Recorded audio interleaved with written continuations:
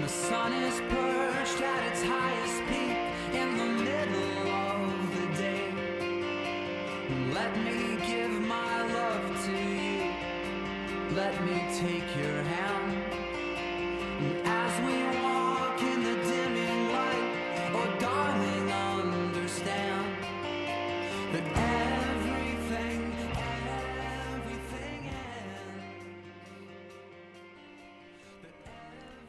Hello, and welcome to episode 5.3, the September 17th, 2025 Red Rust Autumn edition of Notes from the Aisle Seat, the podcast that covers the arts in northern Chautauqua County, sponsored by the 1891 Fredonia Opera House. My name is Tom Laughlin, and I'm your host as we bring you news and information about arts events at the Opera House and around the region, including interviews with artists and creators across the county. I went to visit my son and his family recently, and on the way, I noticed that the leaves in this region of New York are already changing. One can see trees sporting red, yellow, and rust-brown leaves. I don't know if this is related to the lack of moisture we're experiencing in the region, but it did seem to me that the changes have come earlier than usual. If I were you, I might consider planning that fall apple picking trip a little earlier than usual. With little to no rain and warm temperatures forecast for the next 10 or more days, you couldn't ask for a better time to get out and enjoy nature's annual fall show.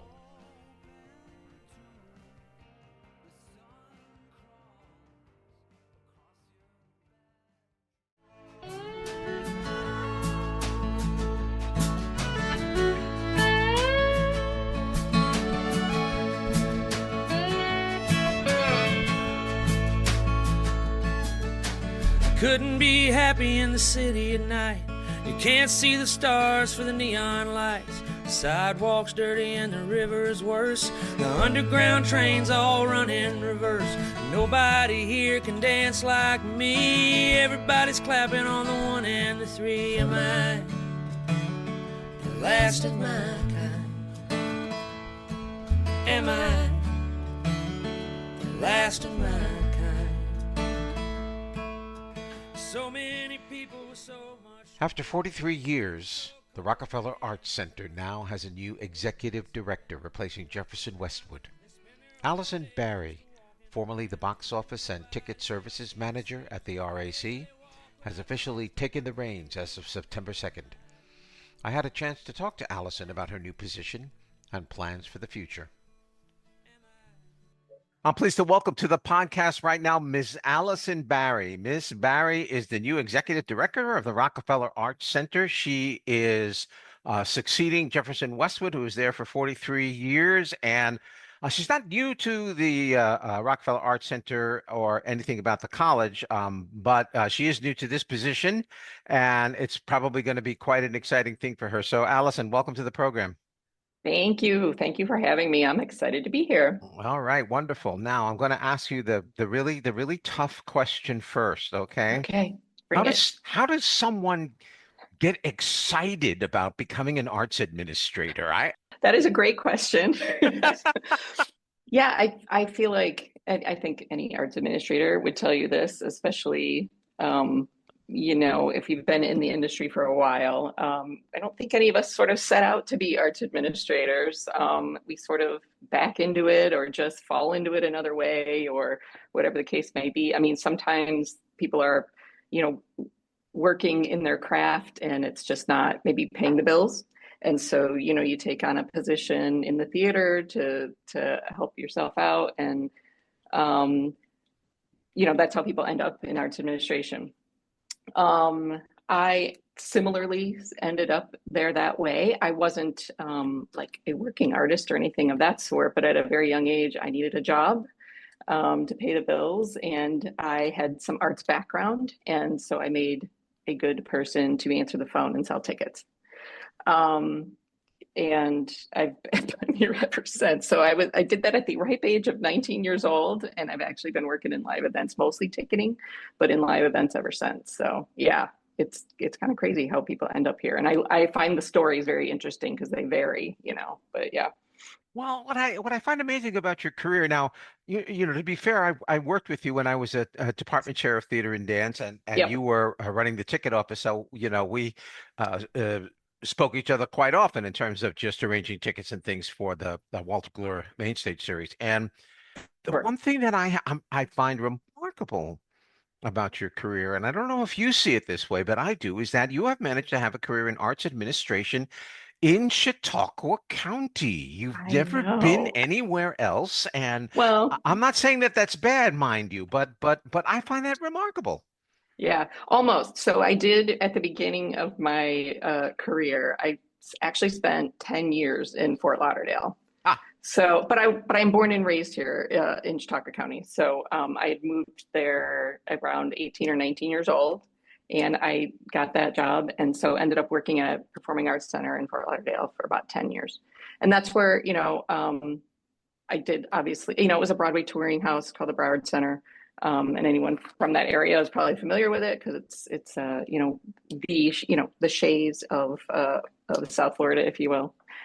So I got a lot under my belt there, and that obviously took me forward once I moved back home. So, but yeah, I mean, like honestly, even in Chautauqua County for the last however many years it's been now, yeah, I mean, it's not easy, right? And so I have actually bounced back and forth between Chautauqua and Fredonia a couple of times now. So, but I think when you stick with it, the opportunities come, and if you're willing to take the challenge of the next step, then you're good to go.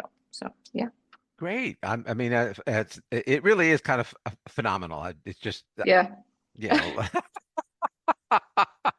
that's my only response to it. Listen, yeah, you obviously have a big challenge at the RAC. I do. Yeah, and I don't need to tell you what those challenges are, but perhaps we might want to talk about them because obviously, Yeah, with a new executive director comes different expectations, perhaps, or sure. maybe somebody's looking for change, or we don't know what's going to happen, so maybe you're going to tell us. So Right. let, Yeah.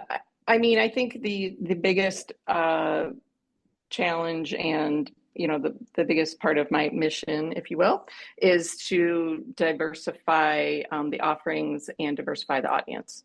And that's an ongoing mission in the arts, in general, right? So it would make sense that it carries over here. But what we're really seeing is, the audiences are aging out. There's that thing called negative substitution, where people are leaving your audience quicker than they're being replaced.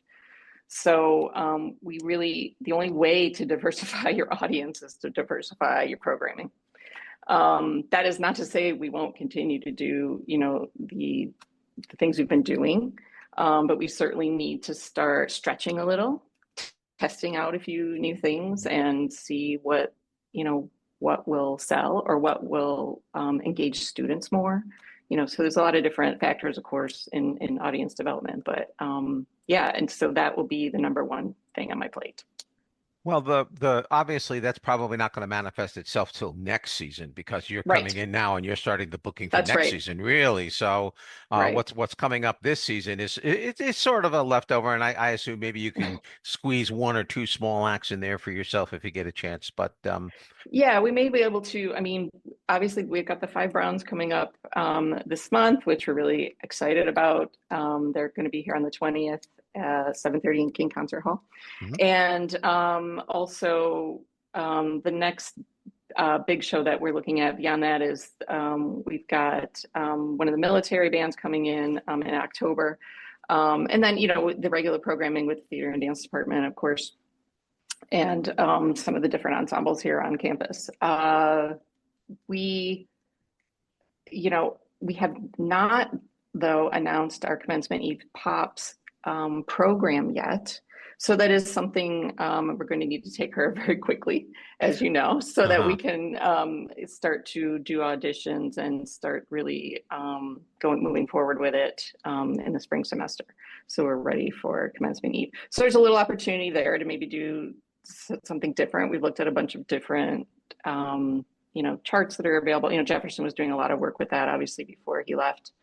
And we decided to just go to be announced. And so once that is available, I will be happy to share that information. But that's something else we're working on right now too. Great. Yeah. What is it when you look at the RAC? It's a huge space. You've got Yeah. a 1,200 seat concert hall. You've got a Yep. 400 seat theater. You've got the flexible Black Box Theater. You've got the Yeah. Jesse and Kathy Marion Art Center. I mean, it's so much for such a relatively small and rural region. I mean, It's what is true. how do you view that in terms of being able to find a way to sort of change the dynamic as far as the demographic goes? Well, I think obviously the more spaces you have, the more flexible you can be with your programming and what you're offering. The ability to uh, book something that's requires a more intimate space, right? Without having to make a lot of technical changes to the space is an advantage. But also, I mean, these spaces are so uh, iconic, I guess. I mean, especially King, and I want to say that Marvel is probably my favorite space that I've ever worked with in any venue organization I've been to. It's just so great. The setup, the stadium seating, the proscenium, the size of the space, all of that. So I think that really helps when you go out to look for acts. I mean, you know, if you're talking about booking for a single theater space, that's really going to limit you, right? Or a single performing space. But if you've got the flexibility of the different sizes, the different types of technical aspects of each space, and and even like the Marins or the dance theater, right? So like it's just nice to have the flexibility of different. There's so many different possibilities, I guess, when you're out there looking. So Do you the way you're talking, a question just popped into my mind. It wasn't one I was yeah, going to ask you, but I'm going to ask you anyway. Now that yeah. you've mentioned all of these spaces, do you foresee booking acts or engaging those spaces in ways that are sort of to make them venues, booking venues, as opposed to like the Marvel Theater, for example, is pretty much the home of the Department of Theater and Dance, but Right. it has the possibility for booking, Sure. like an overnight residency or Right. something like that. Are you Right. looking at the spaces to be able to do that to make your programming a little more flexible? I think that nothing's off the table. That said, as you know, those spaces are very busy between, um, rehearsals, strike. I mean, like performances, there's so many things going on in those spaces. So we definitely have to look at the calendar and see what the possibilities are as far as that goes. But it's not, if there and my good friend Eric Hadley will let me know what is or isn't available because he's an expert at that. But it's not off the table. I don't think we should consider that any space wouldn't be possible for somebody to use if the stars align, right? So, which is the case anytime you're doing programming. So, yeah, I don't see why we couldn't consider. Sure. Interesting. Yeah. Let's talk about the big elephant in the room, and that's fundraising. Mm, Part of your job is also fundraising, the yes. Friends of Rockefeller and all of that kind of thing. What are your goals for the fundraising aspect of your new position? Well, so I'm still new to it, so we're still discovering some of those things. But what I will say is now that Rockefeller has become or is now reporting up through the foundation, that creates a close and I like to think symbiotic relationship with the fundraisers that we already have on campus here, right? So I will certainly be participating at a very high level, but I also work very closely with the foundation to make some of those connections. Like Tim Murphy has been working with, I worked with him previously on a lot of sponsorship opportunities. And that we'll continue to work on sponsorships with the foundation, and I'll have a contact over there to, I believe Erin Zinni is my contact over there. I just learned. So I'm very interested in working with her to look at the different possibilities of the different funds that we have, the different projects that may be on the table for the different funds that we have. And if there are any other projects we want to do moving forward. I have relationships with some of the donors, but a lot of people I don't have a deep relationship with. And, fundraising and marketing the arts is all about relationships. So I'm really looking forward to developing those relationships at a much higher level. Well, Alison, there are ways in which I'm very excited the fact that you've taken the position, because I know that there's going to be some continuity, but I also know that there's Yeah. a tremendous challenges for you in Yeah. terms of trying to balance the continuity with the new things that you kind of want to bring in. Yeah, people aren't seeing the facial expression that I'm looking at right now. This is just an audio podcast, but I think that says an awful lot that you feel And this my poker challenge very, face. you feel this Yeah. challenge very deeply, don't you? I do. And, there's a lot of, I think also at coming into this position and having previously been here, I'm bringing some things that I recently learned at Chautauqua here, but also things are very different here than when I was here before, because not only was it, 6 or 7 years ago, but that was pre-pandemic. Okay, we were in a different world, a different atmosphere. This industry as a whole was very different. So I am trying to learn about the changes for better or worse, and reacclimate myself to the new, I hate saying it, but the new normal, right? The way that things, and there's nothing wrong with that, right? But we need to find a way, if bringing audiences in a way that we previously did isn't immediately on the table, then what are we going to do to change that, right? Like, how do we fix that? And I think if everybody knew, it would already be fixed. But I find in any challenge there's opportunity. So let's figure that out. I have one last question for you. Yes. When are you bringing Jason Isbell to the King Oh my Concert Hall? God, I love him.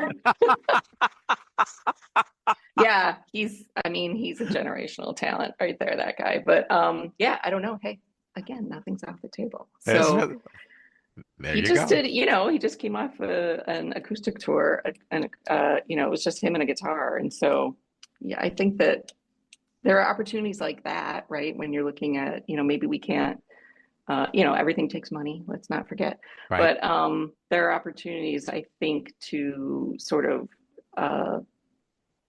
look at artists who aren't touring with, like, maybe their big band, and you could just bring them singly, or look at artists where there's opportunity to work with students, or there's some tie in that way too. The drill. But like, I just think we shouldn't dismiss any possibility or opportunity, because there may be some little nut we haven't cracked there yet. So yeah. That's I think that's wonderful. Listen, I am very glad you're in the position. I think you are an excellent choice for all of the years that I've known you working in the region. You know the region, you know the people, you are good at what you do, and more power to you. And I wish you all the best of luck. Thanks, Tom. I appreciate that. You're very welcome. And listen, if there's anything I can ever do to help, just let me know. All right, now you've offered. Yeah, it's always the worst thing in the world to do, right? But I've done it, so I'll stand by it. Okay. All and right. it's on. You've recorded it now too. So I have, and it's going out on the podcast. I've recorded it. All right. Excellent. Thank you so much, Alan. Okay, Allison, thanks, good luck. Tom. We'll be talking to you. Sounds good. Bye-bye.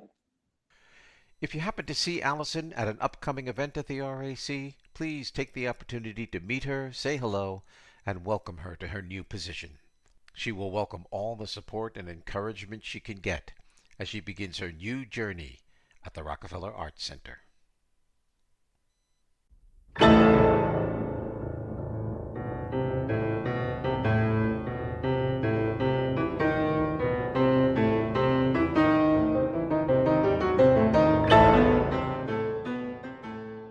As Allison mentioned, her first event is a concert featuring the Five Browns, a group of siblings who have been playing piano concerts together for 21 years since graduating from Juilliard Music School. Their concert is on Saturday, September 20th, and I had a chance to talk with three of the Five Browns, Deondra, Desirae, and Greg.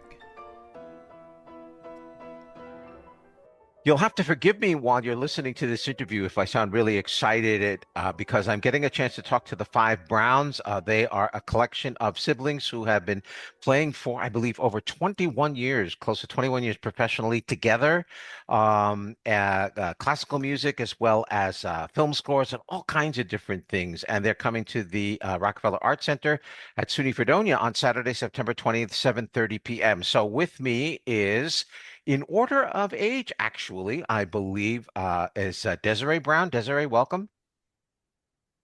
Deondra Brown, welcome. Thank you. And Gregory Brown, welcome. Hey, thank you. Okay. All right. So let me get started here. And I guess the one thing that I would like to begin to ask each of you, and I guess maybe I'll start with you, Greg, because you always seem to be the ringleader. Um, how has 21 years of a concert? What has it been? Just give me a sense of what that means to you.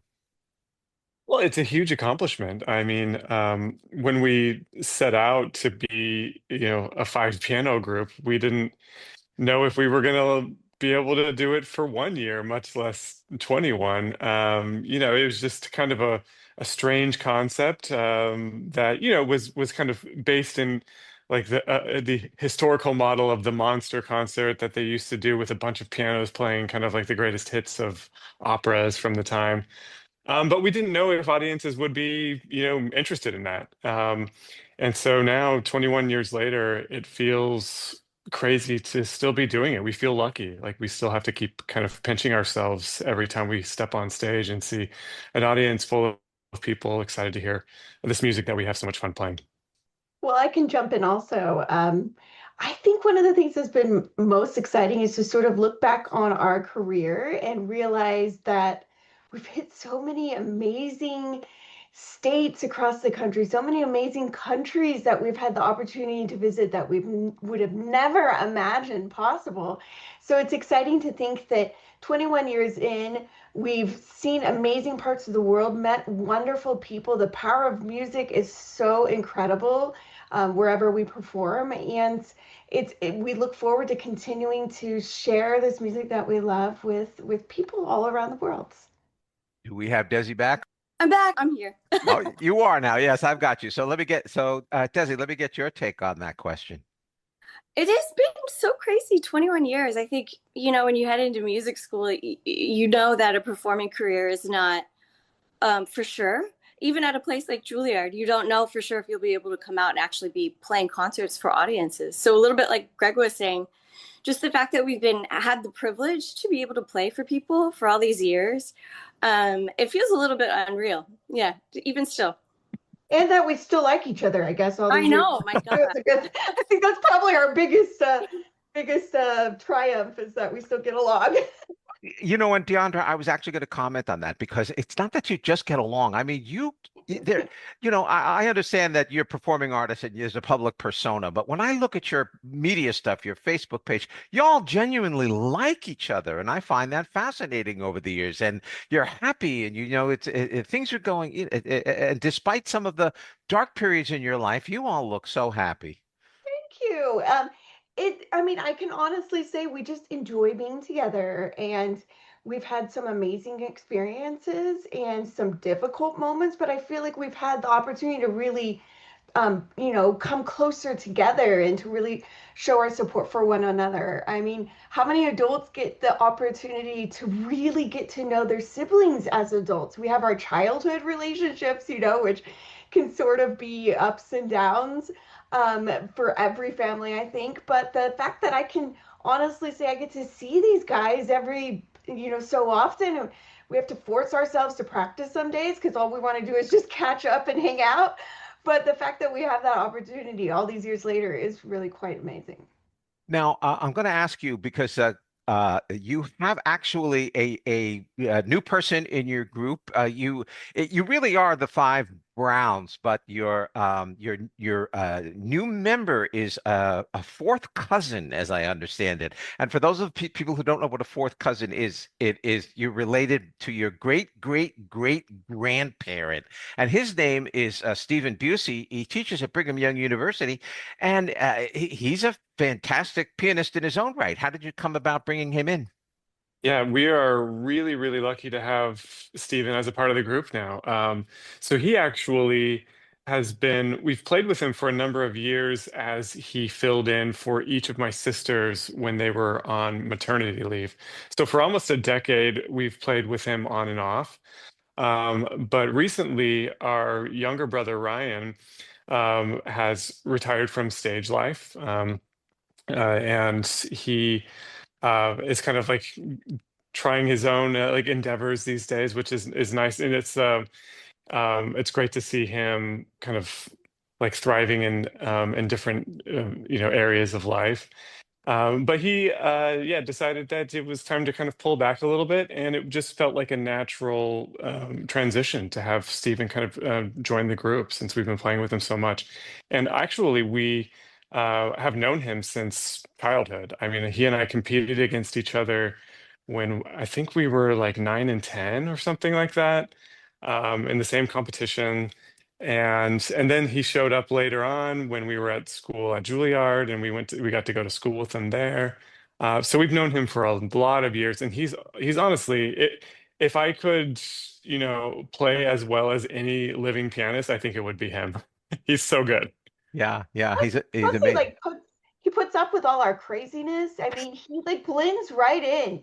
He's got like a very dry sense of humor that really catches us off guard on occasion, and but the musicianship that he adds to the group is really wonderful too. Yeah, he seems like a wonderful addition.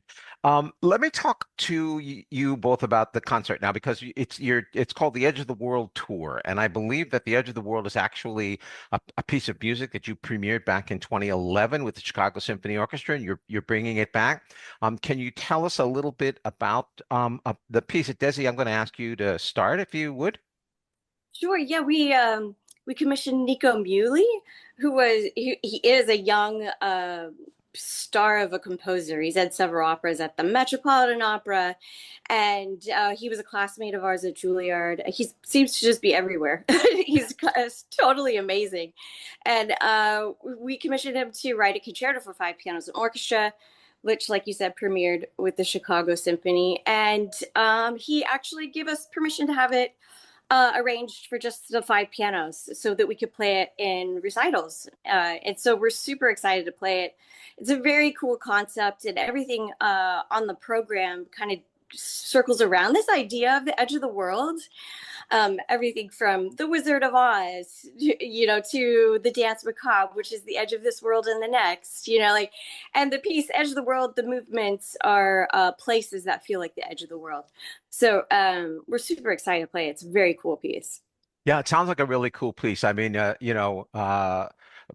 Reykjavik, Salt Lake, Flat Earth, the Night Sky, I believe in the movements with an interlude called Train. It's nice. It sounds like a really and Deondra, your photo shoot in the desert, which looks like the edge of the world, was also it seemed like quite an event. It was. The funny thing is, here in Utah, where we have five pianos that we rehearse on quite regularly and bring everybody in who doesn't live here. I think it was maybe 2 hours away from where we rehearse, that there's these sand dunes in Utah. And it's kind of amazing here in Utah, we can get sand dunes, we can get red rock, we can get mountains, we've got we can get the salt flats. So we've got like a lot of different areas that really bring natural beauty, I think, to the music. And this idea of the edge of the world, we thought it couldn't be more perfect than the sand dune scene. And we appreciate the fact that you liked it too. It also has reminiscence, I think, of some of the Star Wars movies as well. It feels like we're out in the middle of nowhere on another planet, but it was a really fun shoot. Yeah, for sure. that's what it kind of looked like. Yeah. And Greg, I imagine that, some of the pieces you're bringing along with the Edge of the World composition will reflect that theme. Yes, yeah. So the whole program is kind of built around the concept of things, places, or ideas that feel sort of on the edge of things, right? So we have two movements of the planets by Holst. We've got three movements, Mars, Neptune, and Jupiter. And then we're going to be playing the last movement of the Jupiter Symphony by Mozart. And so every piece will be sort of revolving around that concept of something that feels distant, right? Far away or on the edge of things. Yeah, there's a lot, and there's a lot there for families because I know you usually incorporate some stuff for kids because you guys are really into getting younger people into the concerts and listening to the music, especially the way you arrange it on piano. And I know you have a great intro. Your last album, in fact, was The Little Tin Box, which had music for young people. So I assume you're going to want them into the audience with you. Yeah, definitely. We try to pick pieces, not only that go along with this idea of the edge of the world, but also, there are some things on there that people will recognize, the planet. Some of those themes are so familiar. And the dance macabre, everybody knows that from the Halloween song that the little kids learn in school. And we also try to pick, programmatic things sometimes that we can tell a story through the music, and kids and families can follow along. People who maybe aren't necessarily experts in classical music can come. So we'll be playing The Edge of the World by Nico Muhly, which maybe they haven't heard, but a lot of the things on the program will be super friendly for families. Yeah, wonderful. That's great. I want to talk a little bit about the way you arrange the pianos on this stage, because sometimes that can be really interesting. It's hard, I think, on the Rockefeller Arts Center stage, the King Concert Hall, to get the 5 pianos so that I can watch all 5 of your fingers. But how do you decide how to arrange those pianos once you get there? I don't know, Greg? Yeah, sure. We actually have a setup that we've played with for all 21 years of our career together, which is where we have the front 2 pianos on the stage dovetailed as though they were like a 2-piano ensemble. And then the other 3 pianos in the back are arranged sort of in a fan. The idea behind that is so that, so that we can all see each other, which is really important as we're playing, because we are constantly kind of watching each other for visual cues. But also, we want the audience to be able to see each of us, right? Because sometimes, if there were a lot of different setups that we played with initially, that we toyed around with, where some people were blocked, like various members of us were blocked from the audience's view, and it just didn't kind of seem right. And so this was the best one we could think of. Well, do you ever alternate, like, 2 people sit at a piano? But I imagine that each of you has a different feel for the piano, and you need a specific piano to play, so that it feels right to you personally. Deondra, you're smiling. Is that? Well, we all have a similar sense of what we like in an instrument. We like something that's going to project really well, so that the people in the very back can hear. But we also like something with a warm, a beautiful singing tone as well. But we have been incredibly blessed to be Steinway artists all these years. So they always make sure that we have 5 amazing instruments on stage. And once we won't just have a specific spot that we sit in the entire concert. Depending upon the piece, we may sit somewhere differently. Sometimes we'll do some 4-hand pieces, duet pieces on that front piano. Desirae and I do two piano pieces quite often in performances, and we will be playing a piece together, and we use those front 2 pianos. So we sort of all rotate, and hopefully that adds visually, that people aren't just looking at one person the whole concert. But yes, generally that setup with the lids removed off the pianos really does make a difference in terms of how we can hear each other and how the sound projects through the hall. Yeah. I think that balancing act is just amazing that you managed to do that. Do any of you, and I really, honestly, I don't know. I'm asking this question because I'm actually curious. Do any of you at this point have either solo accomplishments that you'd like to accomplish a little bit? Yeah, I know in the rock music world they call them side gigs, but I don't know if any of you have side gigs that you're about that we'd be interested in hearing about. Yeah, I think each of us does, to some degree or another.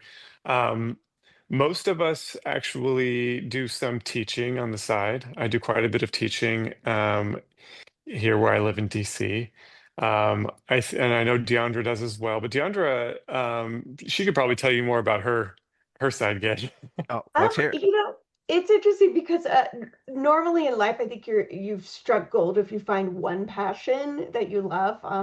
I've stumbled across two in my life, and I have the opportunity to be able to explore music with these guys performing, and then I also hold a job here in Utah with Prevent Child Abuse Utah, and I get the opportunity to work with legislators and policymakers and community members to help prevent child abuse and to really make sure that the next generation of children are safe and protected and that we leave them in a community better than we had. So kind of an interesting, very different worlds, but very passionate about protecting kids and making sure that they have a bright future. Desiree, thank you so much for coming. I appreciate it. Oh, thank you so much for having us. Yeah. We're happy we're excited to come play for you guys. Deondra, good luck with your work for child protection in Utah, and also thanks for being on the podcast. My pleasure. Thank you. And of course, Greg, you are wonderful to arrange this with me, arrange the interview, get it all done. Mr. Logistics, thank you so much for being on the podcast also and bringing your wisdom and talent to the show. No, happy to. Really, speaking of joy, it's been a joy talking to you. Your questions have been so insightful, and I'm glad that you can see how much fun we have doing what we do and how much we genuinely enjoy the company of each other. So yeah, hopefully the audience there can see it as well. Well, it radiates out without any effort at all, and I'm sure that's going to happen at the concert. Thank you all three once again.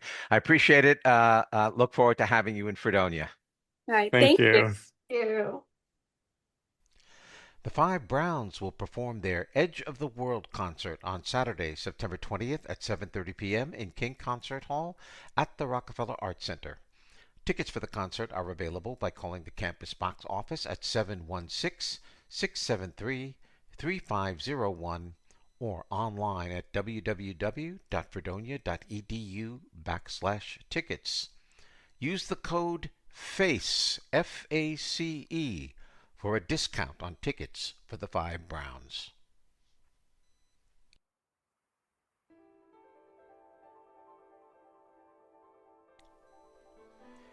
Here is the arts calendar from September 17th through the 30th, 2025. Broadway star Nick Adams will be in concert at the 1891 Fredonia Opera House on Friday, September 19th, beginning at 7:30 p.m. He will also be holding a master class, which is open to the public, in Roush Recital Hall at SUNY Fredonia, beginning at 2 p.m. Tickets for Nick's concert are $28 for adults, $25 for Opera House members, and $10 for students, and are available at the box office, 716-679-1891, or online at www.fredopera.org/tickets. To listen to an interview with Nick, check out the September 3rd, 2025 Flannel Season edition of this podcast. Sketch, a film starring Tony Hale and Darcy Carden, will screen on Friday, September 20th and Tuesday, September 23rd. Both screenings start at 7:30 p.m. and Tuesday's screening is closed captioned. Tickets are $7 for adults, $6.50 for members, and $5 for students, and are available at the door only on the night of the screening. The movie guy Paul Preston previews this movie in the September 3rd edition of this podcast. On Saturday, September 20th, from 6 to 9 p.m., Paint Chautauqua Mural Festival will hold a celebration at Dunkirk's Block Party, featuring live music, food, ice cream, beer and wine, face painting, bounce house, crafts, and more up and down the 200 block of Central Avenue, which will be turned into a pedestrian-only street for this event. The event celebrates the unveiling of the new mural on the side of the historic Coburn Building at 123 Central Avenue by international artist Alain Welter, marking the completion of his first mural in the United States. The event is free and open to the public. Events at the Fredonia School of Music include the following. The Fredonia Jazz Showcase will perform on Friday, September 19th at 8 p.m. in the Roush Recital Hall under the direction of new jazz faculty member Dr. Leon Dorsey with music from Thad Jones and Oliver Nelson. The Fredonia Wind Symphony will perform on Tuesday, September 23rd at 8 p.m. in King Concert Hall. The Fredonia Concert Band will perform on Friday, September 26th at 8 p.m. in King Concert Hall. And the Fredonia Wind Ensemble will perform on Saturday, September 27th at 8 p.m. in King Concert Hall. All these events are free and open to the public. The Western New York Chamber Orchestra will perform its first concert of the 2025-26 season on Sunday, September 28th, beginning at 3 p.m. The concert, entitled Classics No. 1 Musical Images, will feature Maestro Glenn Cortese on the podium with the Fredonia Chamber Choir under the direction of Dr. Vernon Huff. Tickets are $20 for the general public, free for students in advance, or $5 at the door. Fred's Song, a new work series for singer-songwriters, will showcase the work of student singer-songwriters under the direction of Dr. Robert Deemer, Professor of Music Composition and Chair of Theater and Dance. The series will be performed in the Bartlett Theater on Tuesday, September 30th from 7:30 to 9:30 p.m. Tickets are $10 for the general public, $5 for students, available at the Fredonia Campus Box Office, 716-673-3501, Mondays, Wednesdays, Fridays from 9 to 3 p.m. And remember, if you have an arts event you'd like mentioned on the arts calendar, please contact us at the Opera House at 716-679-1891 or email us at operahouse@fredopera.org. Please give us at least a month's notice in advance of your event to ensure a timely listing. Also, please consider becoming a member of the 1891 Fredonia Opera House. Without the generous support of our members and donors, we would not be able to present the events and concerts that we do. Your membership is critical to making it possible to bring the arts to northern Chautauqua County, and we are grateful for every member. Membership has its benefits, so consider joining today by clicking the link at the bottom of the show notes and choosing your level of membership. Thank you.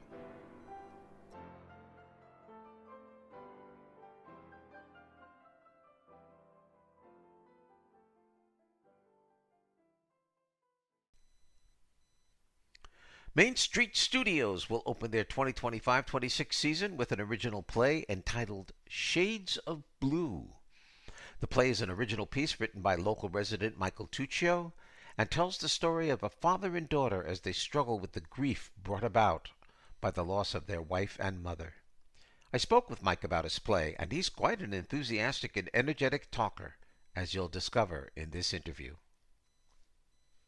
Well, coming up at the Main Street Studios down in Fredonia will be a very, very interesting and significant event, I think. A new play, Shades of Blue, will be on September 18th through 20th, and the playwright is Michael Tuccio. He's a teacher down in the tech school at Jamestown. I don't know the name of it. Michael will give it to me, but Michael, welcome to the program. Thank you, Tom. It's great to be here. Listen, your journey here is actually, we were talking off air a little bit while just to get to know each other a little bit, and your journey to working with Main Street Studios has been quite interesting. Can you just sort of encapsulate that for us before we get into this idea of your play? Absolutely. My son got involved a couple of years ago in their playground program in the summer. I honestly don't remember how he first heard about it. My son Jack always has been doing theater in the middle school and high school, and I think the first one he did was Beauty and the Beast in the summer, where he was there, every day for a week, and then they did it on the weekend. It was wonderful, and I know he wished he'd known about it much younger, but we started doing that. And then Jack did Young Frankenstein when they did that. And then he and I did A Christmas Carol together.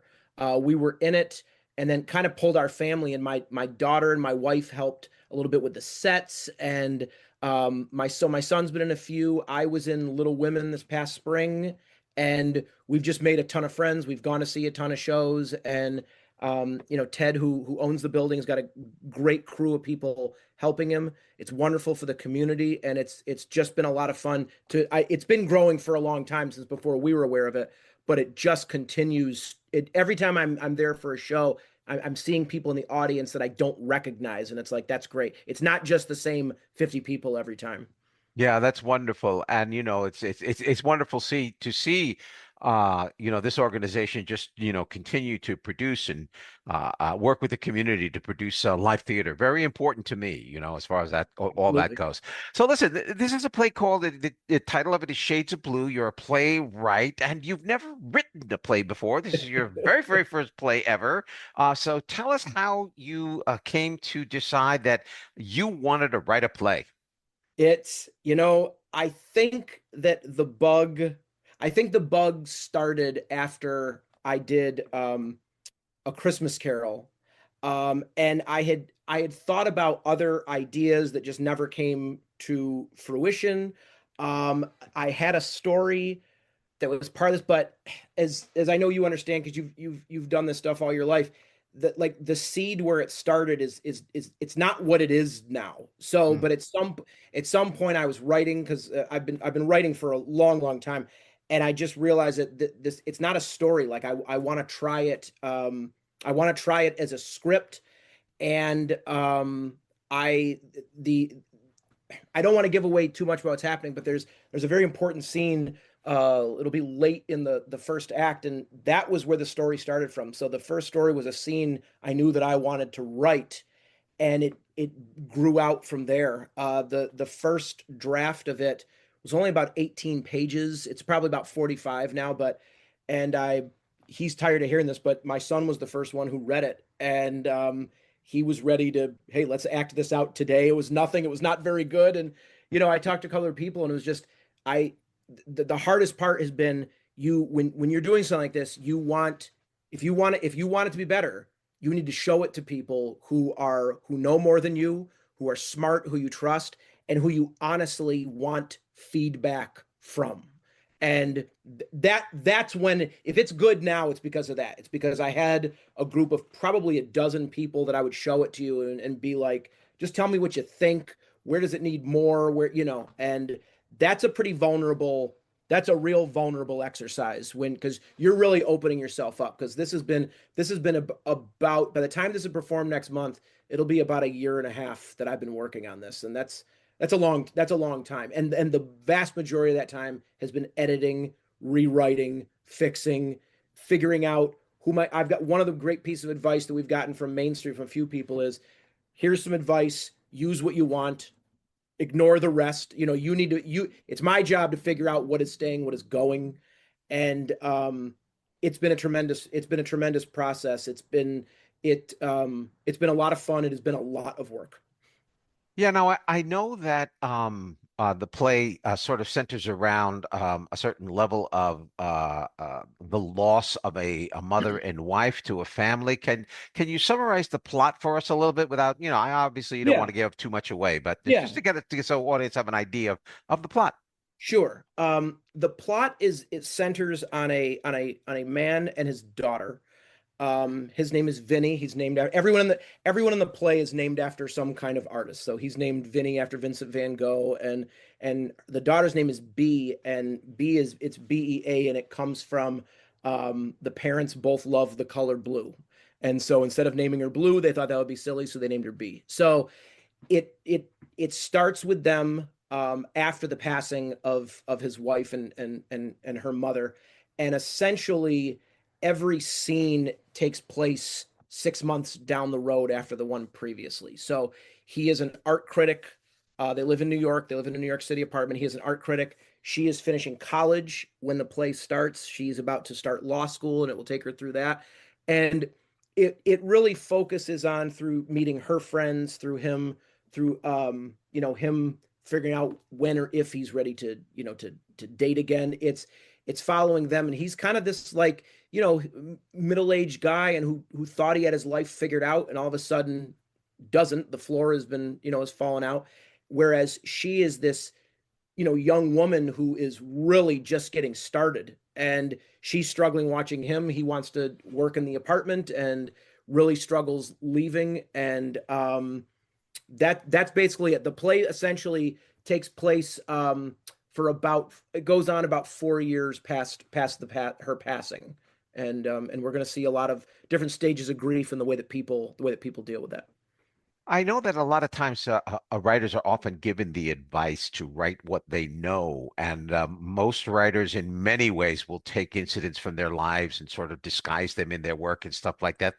Does this play come from any place at all from you personally? I've certainly had loss. My father passed away when I was not too young, but about 22. We've lost some family members and some good friends, and certainly that plays a part. I didn't set out to write about those stories, but obviously that's in there. And I think also it's grief is a subject that just has always kind of interested me. I think I not like watching people go through it, but I like seeing people figure out their own way and figuring out that life is going to go on, and we've all fought our battles, and we've all struggled. And that was that idea, which I'm sure I know was in me too. I was very curious, and I was struck by the idea of a father-daughter. And I don't know exactly what I've told my daughter this. I mean, my daughter's, she's wonderful, and I don't, the character's certainly not based on her, but I was fascinated by a father and daughter. And I wanted them to be close from the get-go. I didn't want it to be a story of they don't know how to communicate with each other. They will struggle at times, and they will argue and even fight a little bit, but I feel like the story of two people learning how to communicate has been done, and that didn't interest me at all. So I want to see these two people, this family who's had this tragedy happen. What they know how to talk to each other. They communicate well. They love each other. They're open about that. Okay, even so, how are you getting through this? And so that was where it kind of started for me. Okay. It's a kind of an interesting situation you've got going there, because not only are you're sort of seem to be downplaying this from what I can tell, but you're also acting in this. Yes. You're playing the lead role of Vinny. Now, Yes. now explain to me how you can manage to stay objective about the playwriting while at the same time playing the lead character. Well, I'll tell you what, and the acting part is I am not a great actor. We've got a cast of 7, and I am number 7 at best. Like it keeps me on my toes. I'm being pushed in a way I never have before this acting. I mean, I've been in a few things when I was younger and a couple things at Main Street. The hardest thing I'd done before this, when we did A Christmas Carol a couple years ago, and I was the ghost of Jacob Marley, that was a very difficult scene. It was one difficult scene with my partner Richard Newton, and it was wonderful, and I'd never worked on anything that lasted 10 minutes so hard in my life. This, my joke has been with everybody that I kind of wish I'd made Vinny like a deaf mute instead. There's so many skills involved in acting, and like memorizing lines is not something I'm great at. I play drums, I'm a musician. I don't listen to lyrics. Like that's not where my brain goes. So, and there have been times I felt like I wrote this, it should be easy to memorize. That is a difficult thing. I'm giving all the credit to the rest of the cast and the crew who I ask constantly, push me, make me better. I don't want to hear things that are going well. What still needs to be worked on? And going along with what you said, the way to do that, my wonderful, wonderful, wonderful director, Carolyn Lorenzi, when I asked her to direct this, I made it very clear that I wanted her to be in charge. I don't want to be in charge. If you want to ask me what I was thinking or what great, go ahead. But as far as putting it together, that's on her. Now, would she do something I was dead set against? Probably not. But as far as the staging, the blocking, the giving me that, and then also she is in the play as well. So she's in for things. So we've got Emma Newton, our wonderful stage manager, helping to direct, Carolyn, and our wonderful assistant, Cal Wilgus, who's also directing a couple of scenes. So it again, you've got to pick the best team you can, and then you have to be willing to loosen up the reins a little bit. And it's difficult. But there are some things, I mean, I've had tears in my eyes watching some of the things come out, and yes, I think it's a good script, but when you see it done well, and the one thing I've learned about this is writing a play is when you see someone act it out well, it's like, that's how it was supposed to be. So yes, the writing, I understand this. If it wasn't written, it wouldn't be here. I totally get that. But watching someone, our wonderful cast, my son Jack is in it, Emma's in it, and everyone's got like 2 jobs. So every cast member is also working behind the scenes. Yeah, I did notice that. I was looking at I was looking at the Meet the Crew thing on your Facebook page, and I'm going, wow, these people are 2 and 3 hats. They are working. Yep. Yep. I got to give them a lot of credit, because that's not something that I think I would do. I resist like hell trying to get when I have to direct myself in a play. That's the worst thing in the world. The beautiful thing with that is directing it was never a possibility for me, because I wouldn't know the first thing to do. So that was never an option. The acting in it was tough. I went back and forth. It was like, part of me kind of liked the idea of just sitting in the chair watching with my little notepad, and but it was like, I felt like I feel like at this time, this character is supposed to be me. Last summer, if I can tell a quick story, when I'd asked people to help me read it, everyone in the cast read this multiple times before. And last summer, I'd asked people to read. We talked about it, and then I said I would love to have people over to my house for dinner and to read it and see, is this something? Should we move ahead with this or not? And I got everyone here in late August. My wife and I cooked for everybody. We sat in our dining room and literally just read this thing. My dear friend Kim, who is playing the deceased woman who does make an appearance in it. Kim is playing the role of Joni, who is the wife who has passed away. She was here and read the directions and the narration, and we read it for about an hour and a half. All these people are just giving up their time because they're interested. And afterwards, I was like, what do you think? And everyone's like, we want you to keep going further and talking to Ted Sharon at Main Street and see what he thinks. And when it came time to cast it, it was like, do we do auditions, do this? And I said, I want to see if these people are interested in still going on this ride with me, then I want them to do it. And everyone did. We didn't have one, which also absolutely floored me. So this team has been together for a year doing this, and just because they like the story and because they're wonderful. Any hopes for the play after this production? A life for the play after this production, or do you intend to write like another one? Are you has the bug bit here? You know what? I gotta wait. We run the 18th to 20th of September, and I gotta wait and see how I feel September 21st. And I don't know.